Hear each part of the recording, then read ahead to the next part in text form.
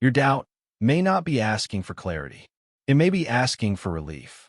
What if the problem is not that you need more clarity? What if you're trying to get relief from the discomfort of choosing? You already made the decision.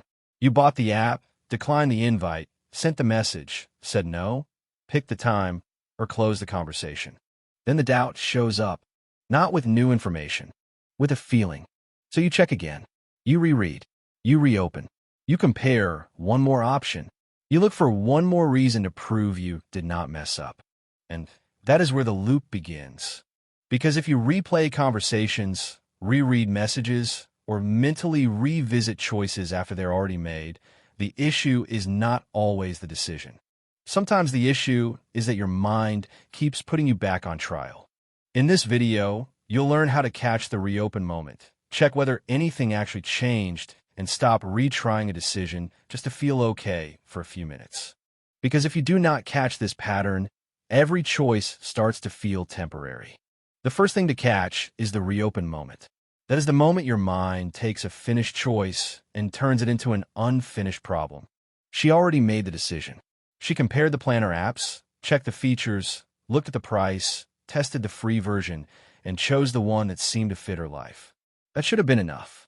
But then she sees one more review where someone says a different app is better, and suddenly the choice that felt reasonable starts to feel questionable. Now she is back in the comparison chart. She is opening more tabs. She is scanning the same features again, not because the app failed, not because her needs changed, and not because something new happened. She is doing it because the decision no longer feels safe. That is why this kind of overthinking is hard to catch. It does not always feel like overthinking at first. It feels like being careful. It sounds like be thorough, be responsible, make sure you do not waste money. Just check one more thing. But underneath the checking is often a quieter fear. What if I cannot trust myself to choose? It is the same thing with a declined invite.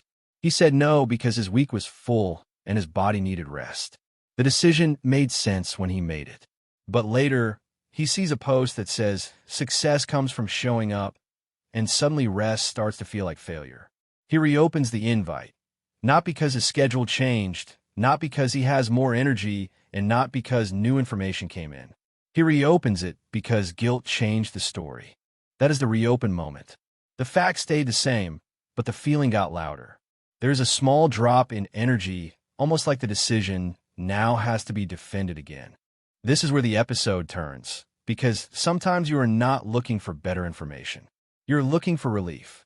You're looking for relief from the pressure of choosing, relief from the fear of being wrong, and relief from the possibility that another version of you could have made a better decision. That is why the checking feels so urgent. It is not always because the answer is missing. Sometimes it is because the discomfort is still there. She is not really trying to choose a planner anymore. She already chose one. What she is really trying to do is remove the fear that another option might have been better. He is not really deciding about the event anymore. He already decided.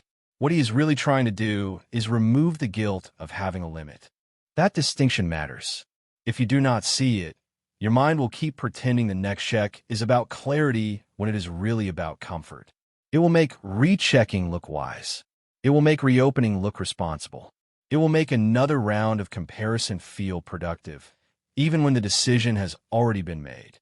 There is often a physical heaviness to this moment. Your chest gets a little tight, your energy drops, and the choice that felt reasonable a few minutes ago suddenly feels like something you have to defend. That is the emotional ouch of decision doubt. It makes you feel guilty for choosing before you even know whether the choice was wrong. This does not mean you are weak. It means you are human. The brain wants certainty before it allows rest, but real decisions rarely give perfect certainty.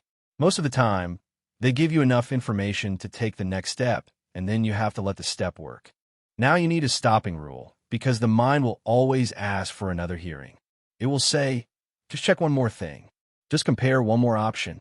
Just rewrite that email. Just soften the boundary. Just ask one more person. Just make sure. But make sure of what? That you will never regret it? That no one will disagree? That another option could not possibly be better? That you will feel completely calm before moving forward? That kind of certainty does not exist. So here's the rule. No new information, no new trial. If the facts have not changed, you do not have to restart the whole case just because your feelings got louder. You can still feel uncomfortable without reopening the decision. You can still feel unsure without starting from zero. You can still notice doubt without giving doubt automatic authority. Use the decision stand rule. First, name the urge by saying, I want to reopen this. That sentence matters because once you name the urge, you are no longer completely inside it. Second, check for new information by asking, what do I know now that I did not know when I made the decision? Not new fear, not new pressure, not new imagination, and not another version of the same discomfort. New information. Third, hold the decision long enough to let it work. That might sound like, I will use this app for 7 days before researching again. It might sound like, I will leave the declined invite alone tonight and reconsider tomorrow only if something real changes. This is not avoidance. This is containment. Without containment, every decision becomes an open tab, and too many open tabs create mental exhaustion. That is the line to remember. Let the decision work before you retry it. Sometimes you make a choice and then interrupt the choice before it can teach you anything. You pick the system, but you do not use it long enough to see if it helps. You set the boundary, but you soften it before anyone responds. You make the schedule, but you reshuffle at the moment guilt appears.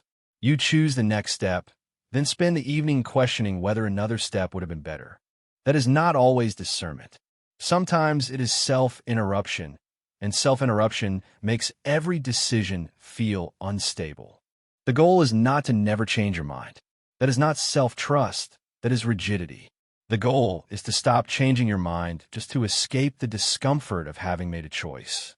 So before you reopen the decision, ask, do I have new information? Or, am I looking for relief?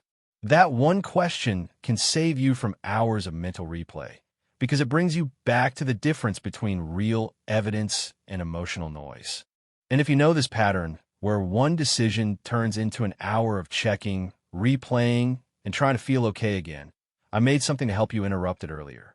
It is a free tool called the 5-Minute Mental Replay Interrupt. It helps people who replay things like this separate repair from reassurance. Use 3 interrupt questions and follow a simple reset script when a mind keeps reopening something that is already done.